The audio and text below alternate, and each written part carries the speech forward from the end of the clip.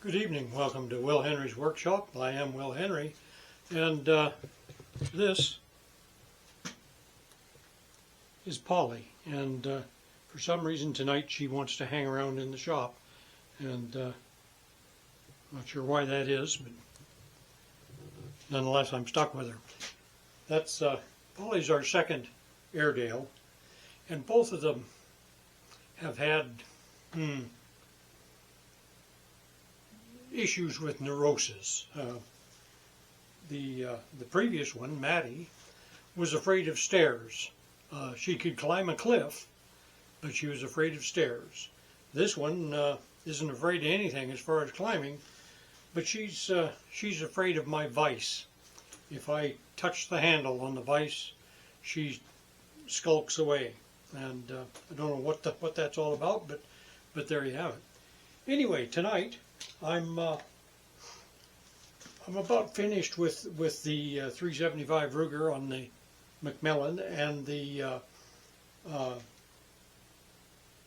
223 on the Kimber, and so I'm going to set them aside. I have another Kimber that has come in, and this one is a custom barrel on a Kimber in 7mm 08 Remington, and nice little rifle, and really when you come down to it, you almost couldn't think of a better combination, a 7mm 08 and a nice light Kimber rifle. But this one doesn't shoot particularly well, and it would be just fine for a 100-yard deer, and might even be okay for a 200-yard deer. But beyond that, the deer, while not safe, has a fighting chance, and it shoots groups of around 2 inches or so at 100 yards, and it seems like it wants to shoot better, but it doesn't. All of the usual suspects have been checked. The scope mounts are fine. They're worn mounts and loophole PRW rings, and so it's a good solid mounting system, and they're fine. Everything else seems okay at a glance. So initially it was thought that maybe the barrel was the issue, and so to that end I scrubbed the barrel out real well, and then checked it with the bore scope. And honestly, there's nothing obviously wrong. The throat is a little rough and maybe a little abrupt, but apart from that, what? The dog's staring at me. Anyway, apart from that, the it seems okay. So I thought what I would do was to push a lead slug through it just to see if there's any tight or loose spots. And I thought maybe you might be interested in how that's done. So here we go. I'm going to shuffle you over to the other side of the room here and line up on the vise. And here I'm going to frighten the dog by touching the vise. Scary, isn't it? Now, Polly doesn't like that. Something about the clank, I guess. Okay, so when I'm doing this, I just take a lead ball, in this case about a 33 caliber, and this aluminum punch, and I just knock that lead ball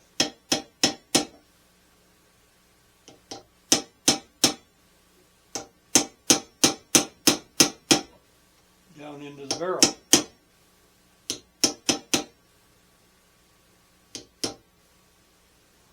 That.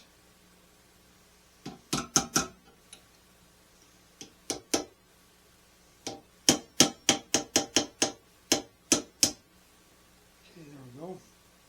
A little lid there. And then I can start that down.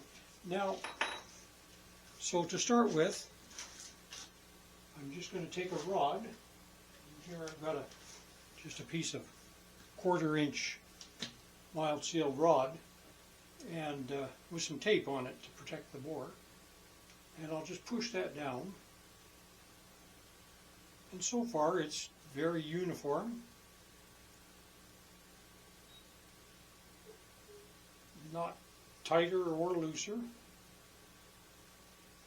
Oh, and there we go. There's kind of turned loose right there. In fact, there it goes all by itself. So at about, let's see here, at about 12 or 13 inches back from the muzzle,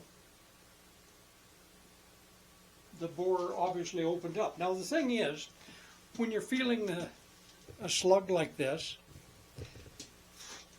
when the barrel loosens up like that, it doesn't have to be by much. It might only be a couple 10/1000ths of an inch. And that's enough to feel the difference, because that lead, when it's been pushed through the tight part of the barrel, it takes that size, it takes a set, and it stays that size. So anyway, now we're going to go on down, and like I say, it'll go practically of its own weight. Now it tightens up again, and at this point, where it's tight, let's check where that's at. Now that tight spot is just about right at the throat, which is kind of right exactly where you don't want a tight spot. But again, we'll see. Yeah, that is right at the throat. And so odds are it's not actually a tight spot per se. Usually when you feel it right at the throat like that, what it is that the throating portion of the reamer, when it cut the throat, it's displaced metal to the the downward side of the land. So it's the top of the land is peened over a little bit, and in some cases, if the throater was a little dull or pushed a little hard or whatever, it can actually displace metal to the point where you end up with the lands a little bit wide right there at that transition in the throat. So the question becomes, how serious is it and what to do about it? Well, in this case, it's not very serious because it took very little to move it. And then in studying it, let's see if I can find it, because it fell on the floor. Oh, here it is. In looking very closely at the slug, there's no obvious displacement, and you're not going to be able to see this very well, I don't think, but there's no obvious displacement anywhere. We need more of a macro type of a thing. But anyway, there's no obvious displacement on the slug anywhere, lands or grooves. It's just, there again, a very minor tightness. Now through the bore scope, there's just a hint of cracking on the surface of the throat, but there again, really just a hint. You have to look very close to see it, and even with the bore scope. So the barrel's pretty fresh, and quite frankly, I don't think that little bit of tightness in the throat is the issue with inaccuracy in this rifle. Now the crown, it's not a crown that I would have wanted necessarily. It's quite a deeply recessed radiused crown. Let's see if you can see that. And like I say, while it's not a crown I would have necessarily cut, I don't think it's a real issue either, although I'm going to recrown it just out of caution, And but what I do think might be the issue is that the bedding, when I reach in here with my fingernail, I can easily gouge out the bedding, and and it's just not very good looking. So I think that bedding may well be the issue. So I'm going to cut this out and rebed it, and so that'll be taking place in this video. And this isn't a full bedding job, just kind of a bit of remedial work. But anyway, I'll show you how that's done. But so I'm going to get set up and get ready to do that. First, I'm going to find my remote. I should hang this thing on a cord around my neck, maybe. But anyway, I'm going to get set up, and we'll get ready to rebed this thing. There we go, an undoubtedly disorienting jerk there, and you're relocated. So I'm just going to clean this bedding compound, which is just really like rubber. It's pretty crappy stuff.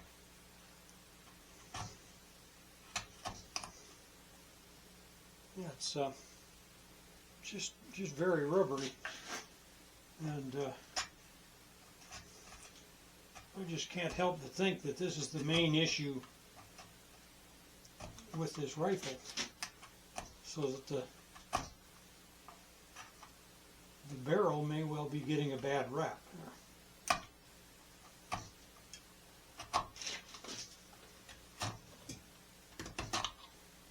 So I'll take the rubber out.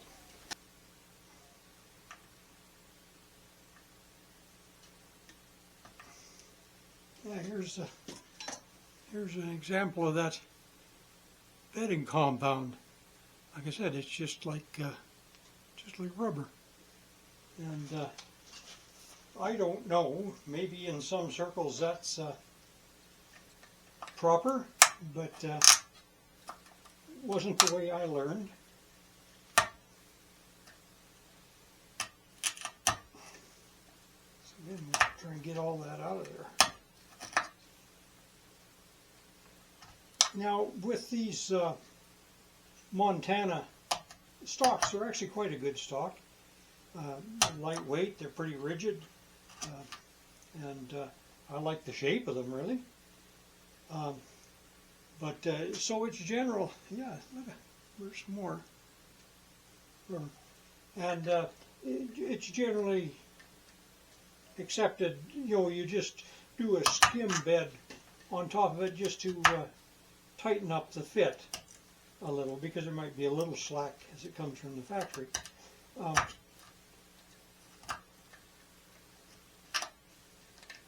But the truth is, the darn things usually perform pretty well out of the box, which isn't good news for the gunsmiths of the world, because really a lot of us made our living on, we banked on the fact that the factory rifle wasn't quite right, and that we could make some improvements. Well, a lot of your factory rifles today, some of the synthetic stocks just don't lend themselves to bedding, and the truth is that they're remarkably well fitted, and so you just don't, as a gunsmith, you don't have that guaranteed income, so it's same thing with it used to be that most rifles came with a cheap plastic butt plate that was kind of hard and uncomfortable, and so another job that was kind of bread and butter was putting recoil pads on factory rifles. Well, now most rifles come with pads. Some of them, thankfully, aren't great pads, so we can still replace them. But there again, there's another traditional job that isn't nearly as common anymore. And this is reflected by the fact that a lot of modern day gunsmiths just really don't do that kind of stuff anymore. And when they do, it's kind of a big deal for them.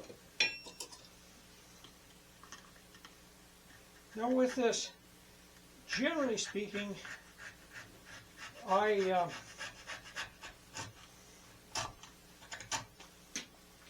generally speaking, I'm going to get back down there and I'll zoom in a little here. Yeah, generally speaking, I would only bed here at the front receiver ring, and let's talk ahead a little, just a little.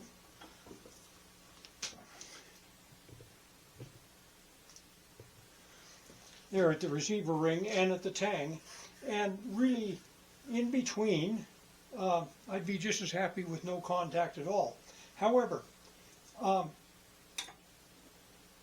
another purpose of the bedding is to seal out the elements, so that you don't want to end up with a bunch of water getting down in the magazine well and freezing in there if you're out in conditions that are bad enough that could happen.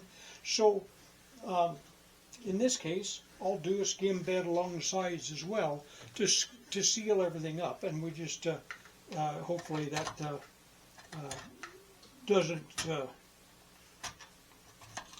doesn't mess up the bed so that I have a any kind of a stress point there. But so anyway, we'll clean off,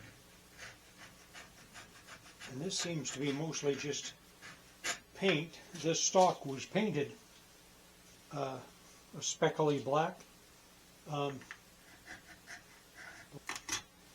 anyway, that's so that's that part. The stock's kind of prepped, and we'll get the barreled action prepped, and then we can go ahead with the bedding.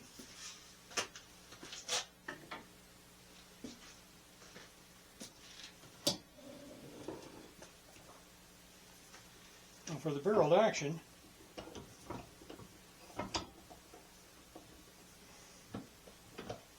the first thing that we're going to do is remove the trigger.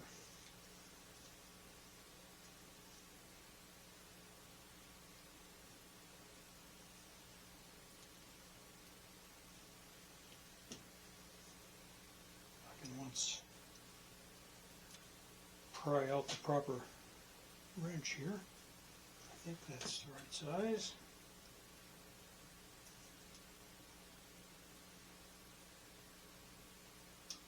Well,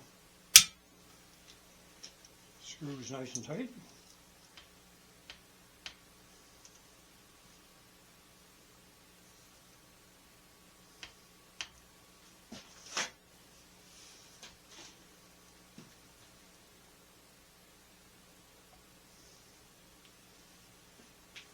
This is really not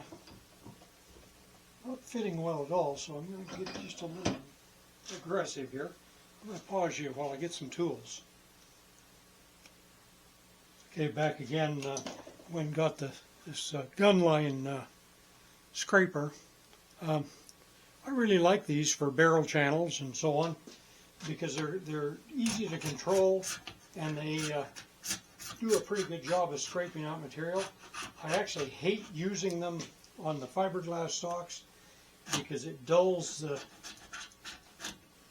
discs, but they can be sharpened. I put them on a 1/4-inch bolt and run them in the lathe and grind them, and then you can get a sharp edge back, and they work fine. But like I say, the glass stocks, and especially the carbon fiber, are really kind of hard on them, but nonetheless it had to be done here because this just wasn't fitting the way it should.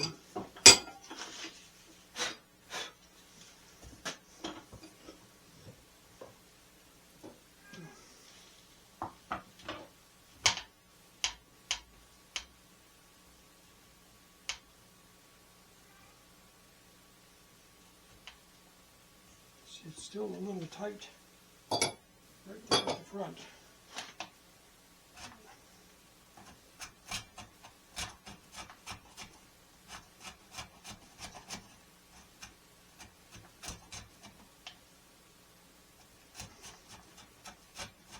barrel was sitting a little bit over to the left, so I'll take a little more material out on this right-hand side.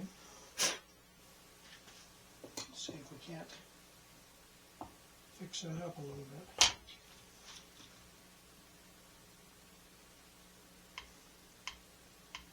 Better, it's still a little bit to the left, but at least we've got,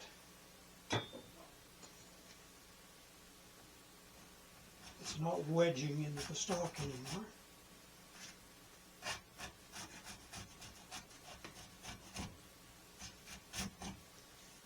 Okay, there we go.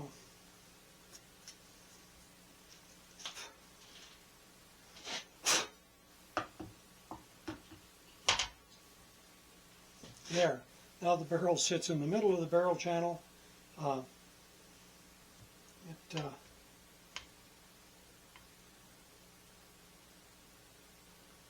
Yeah, everything's sitting level, and there's no binding there, so that's just what we want.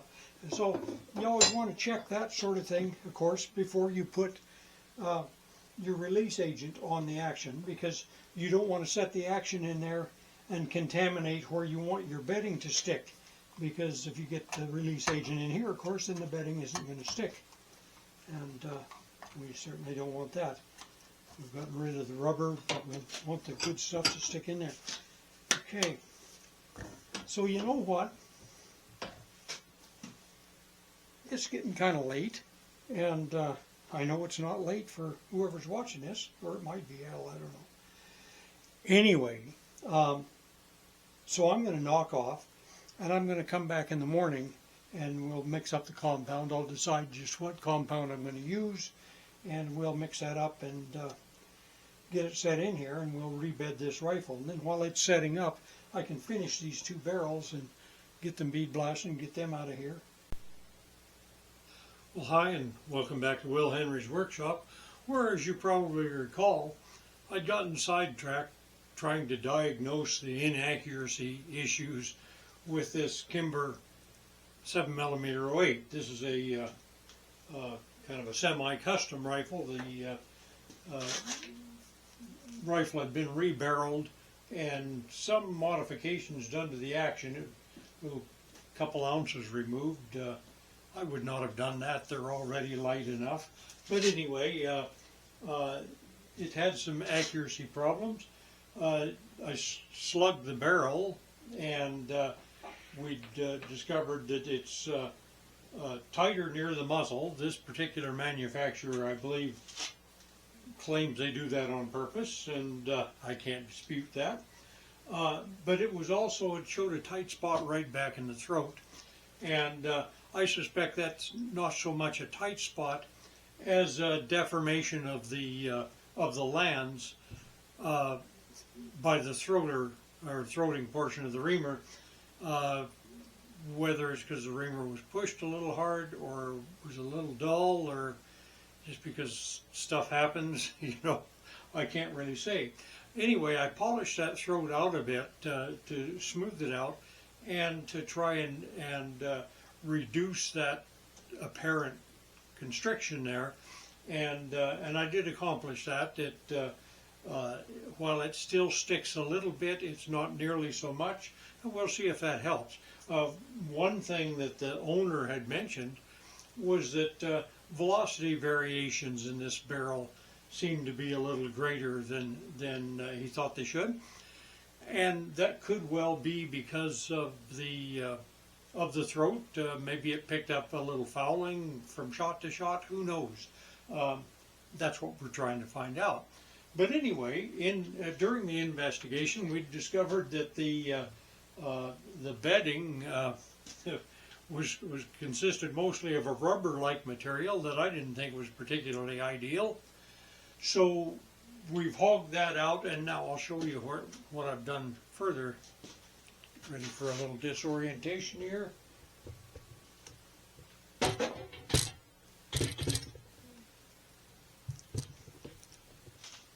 Probably notice one thing I have not done is clean up the bench to any appreciable extent. Okay, anyway, so I removed all the the rubber bedding from the action, and opened it up to make sure that the action wasn't sticking in there at all.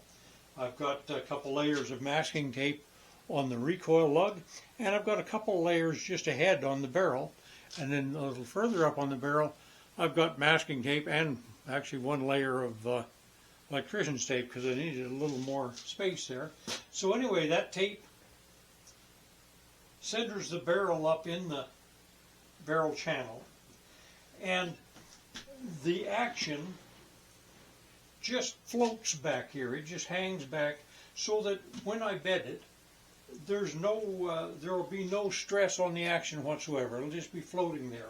Now, I use the factory screws to locate the action, but they're not tightened up. I turn them up to where they just touch and then back them out an eighth of a turn or so, just so that all they're doing is aligning the action this way and back and forth. They're not putting any downward pressure on it at all.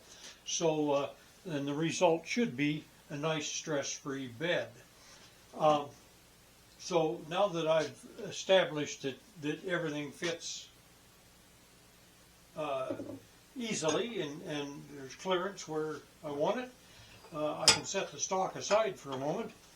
And anyway, so the next thing I'll do is get my release agent, which is paste wax, and it doesn't matter what kind, in my view, is Johnson's. If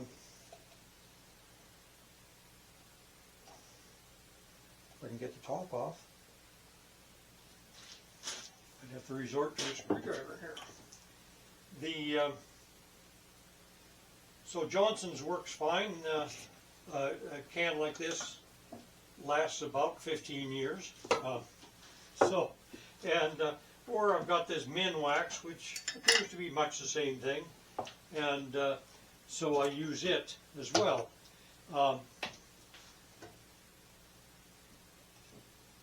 So the thing is, when a person's applying his wax or whatever release agent he wants, you want to make sure that you get that it covers every surface that's even, let me back up a little,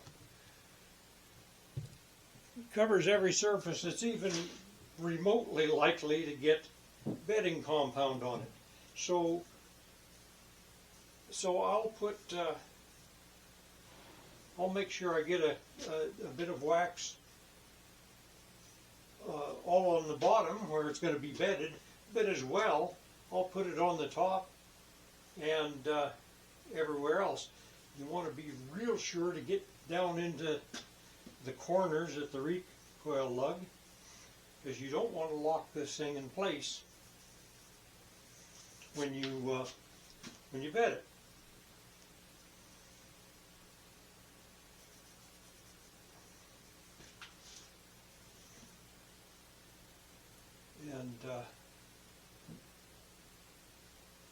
And then also, I'll take a little cotton swab and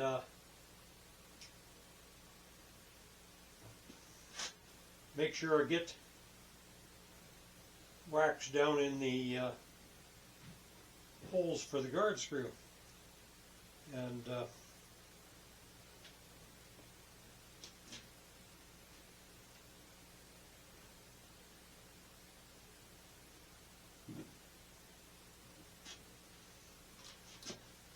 then the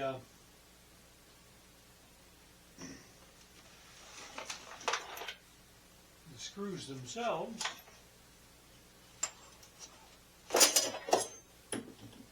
out of here. The screws themselves is the same story. They have to, you want to coat them well with wax, and especially in the threads. And then once I've done the threads there again, I'll run it right down into the holes and make sure that the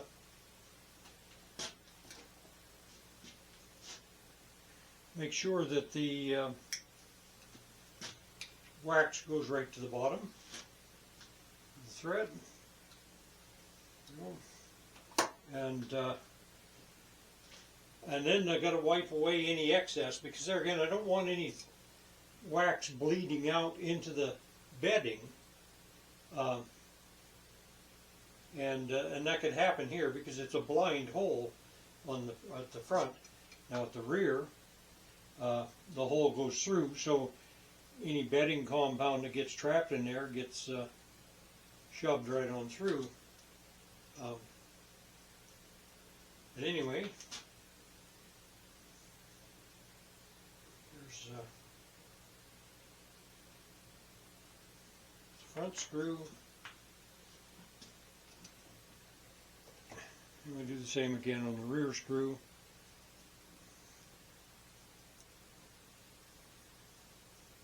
And that's that.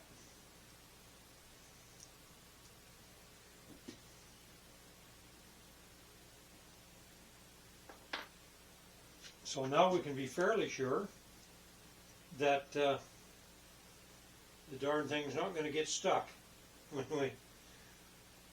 we put it in the epoxy.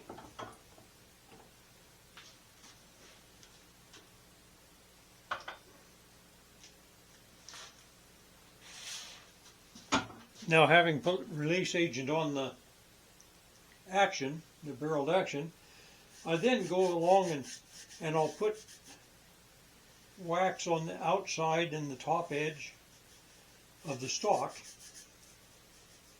and do this all along the sides and bottom. And this way, if when I put it in there I get some epoxy ooze over that I don't get wiped off, I try to keep it all cleaned up, but if I happen to miss a bit, after it hardens, it'll pop right off without damaging the stock, and there you go. Get some on the trigger guard just in case it comes through, and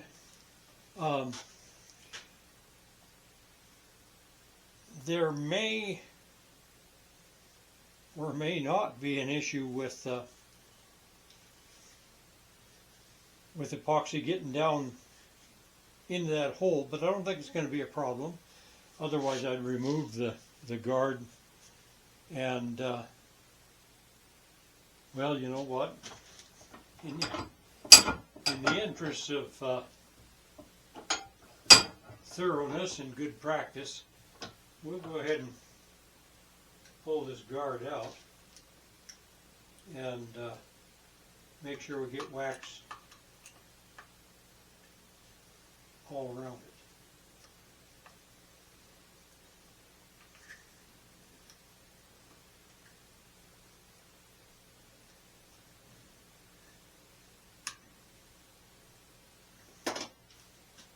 There, that way, if any wax does get, or any epoxy does get down in here,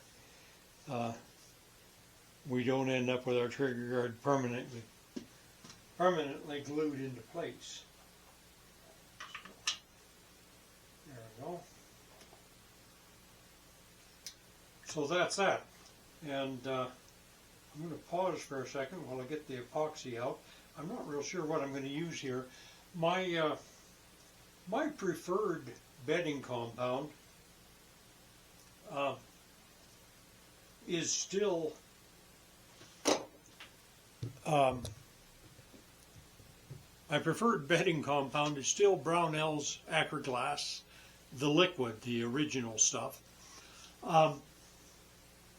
And I've been using it for 50 years, so I'm familiar with how it works, and I've always had good results with it. I mix plenty of fiberglass or glass fiber in with it to thicken it and make it easy to work with. And like I say, I've always had good success with it.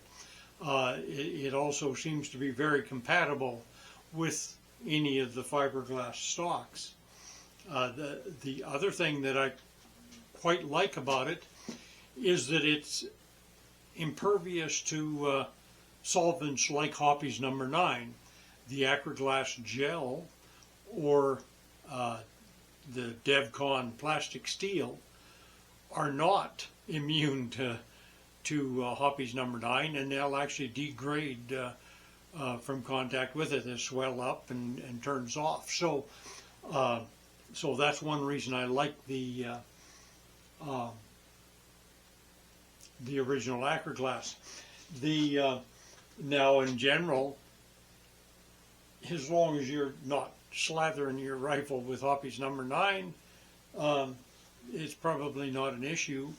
And I think there are other products like Marine Tex and some of the other marine stuff, some of the Permatex or DevCon products that aren't as affected by the solvents, and like I say, Hoppy's number 9 seems to be the worst one. But anyway, so on this one, I'm going to figure out which I'm going to use, and while I'm trying to make up my mind on that, I'm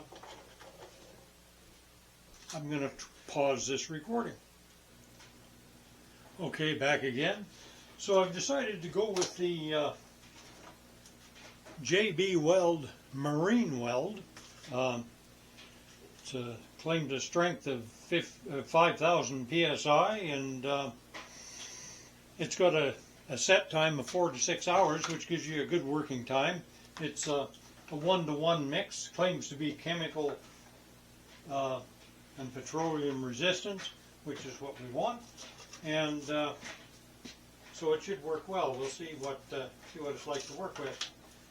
It's a 1-to-1 mix, and so I'm going to do a couple of teaspoons of it, and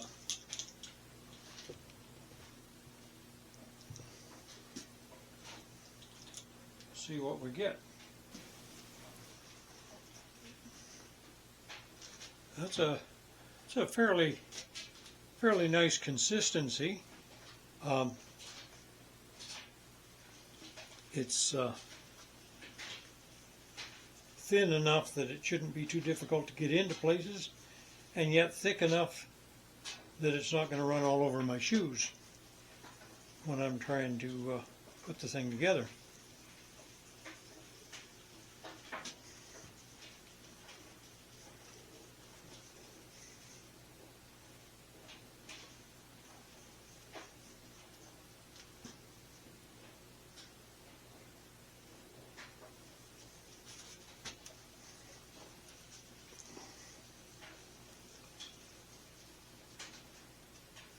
So having used up a couple of minutes mixing this stuff around, I think it's about ready to go. So now it's just a simple matter of glopping this into the stock, get it down into the recoil lug mortise, and down into those holes that had been drilled in here by the last guy. Here's the end of my swab there to poke it down in that hole. That way we don't get any bubbles that we didn't want.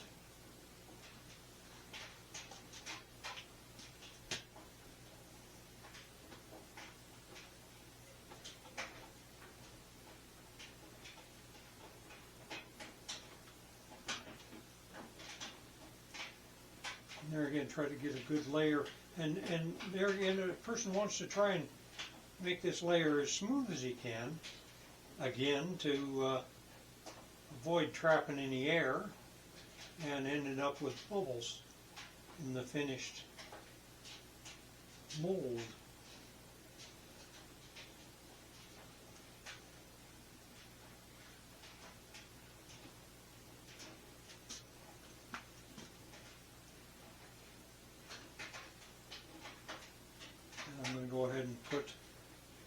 a bit along the edges. This will seal this off so it excludes any water from getting down into the mag well. And otherwise, there's really no reason to bed this portion. A person could bed just at the front and at the tang and be just fine. And speaking of just fine, I see that my camera battery is not just fine, so I'm going to have to stop this and change the battery. There we go, fresh battery. Now we can continue on. As I was saying, bedding this center portion of the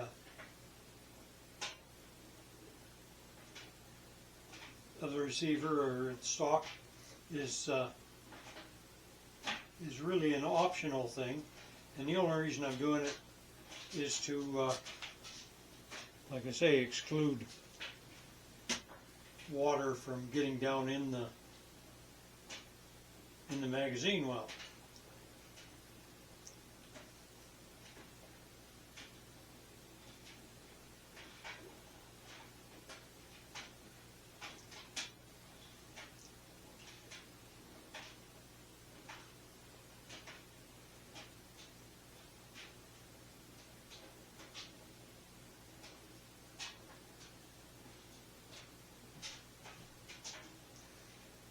Now we're going to end up with a layer of bedding, a very thin layer, over top of the aluminum pillars, and I think that's proper procedure.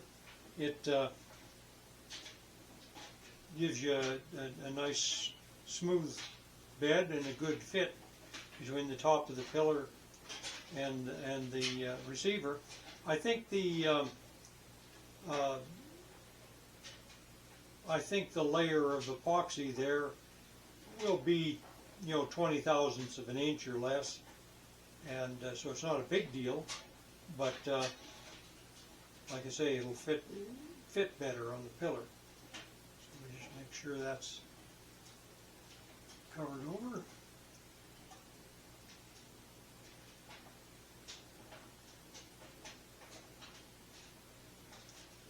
Get another hole here.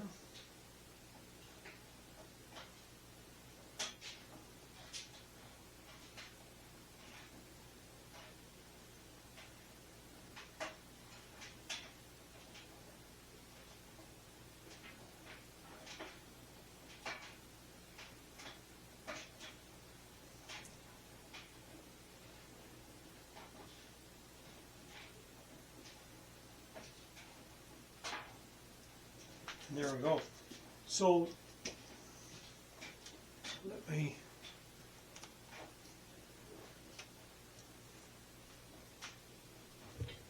move this in here.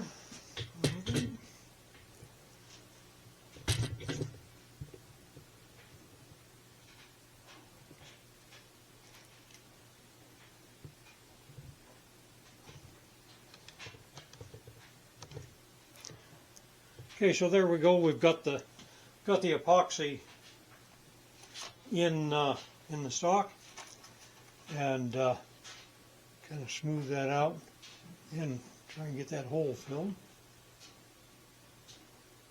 And essentially that's it. We're ready to set the barreled action in, except for one thing.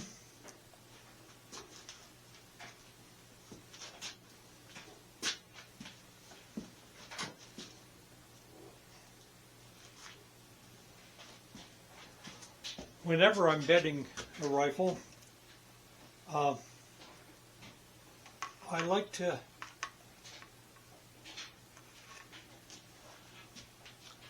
put some where am I here? There I am. I like to put some compound in behind the recoil lug to make sure, again, that there's no air trapped in that corner,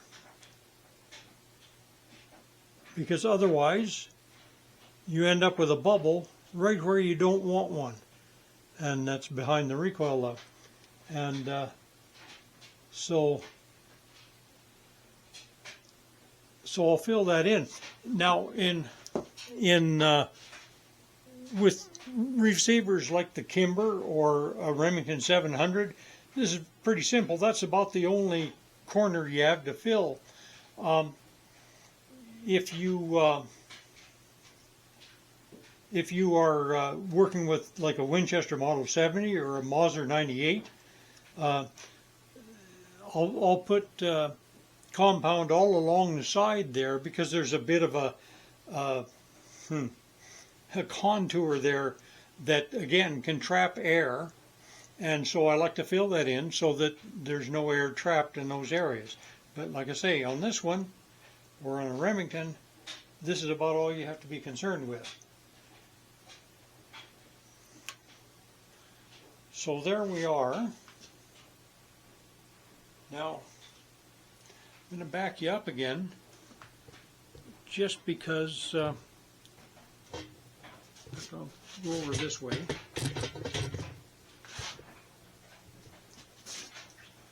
Let's see what we've got here. Yeah, I just have to be able to get in here. So before I go any further, let's screws up where I can get to them. Get the appropriate Allen key in position here.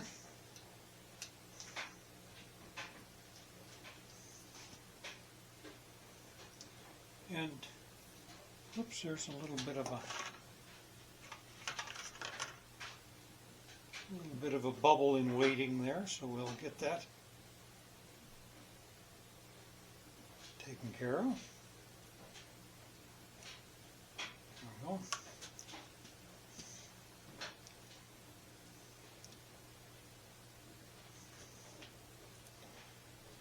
And see another there.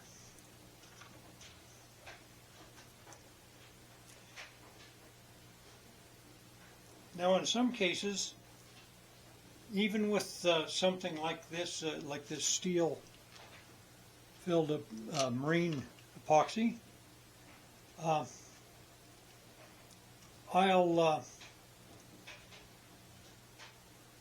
may want to add a little fiberglass flock to it, just as a bit of a thickener. Now, I was told by one fellow that fiberglass flock wouldn't work as a thickener, to which I could only reply, oh, okay. But it seems to work for me. So anyway, in some cases I might add a little flock to the mix, and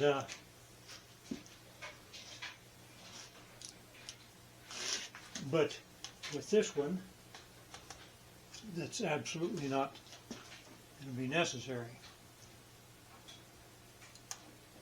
What is going to be necessary is to shift this back in the vise a little bit, so I can get to the screw.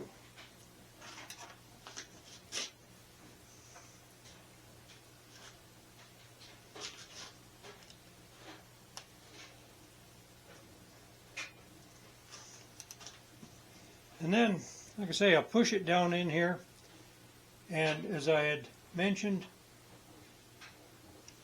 I turn the screws down, but then I back them up to where they're not contacting at all on the seat.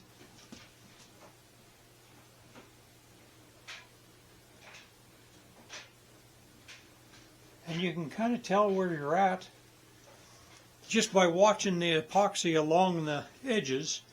You know, if it's squeezing out, you've got pressure on there. So you back the screw off until it pulls back in a bit and then stops. And at that point, there's no no stress on your action.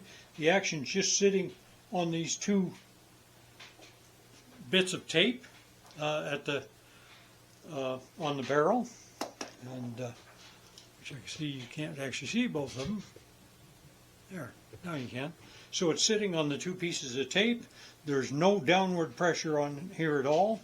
I'll let that sit for just a minute, then I'll clean off a little bit along the top and the sides just to make sure nothing sticks to the stock. But because I've waxed it, it's probably not going to be an issue anyway. So anyway, that's that. This epoxy claims to have a set time of 4 to 6 hours, cure time of 15 to 24, so I won't even attempt to take this out until tomorrow. And so for now, for this particular Kimber, that's it. And this is Will Henry, out.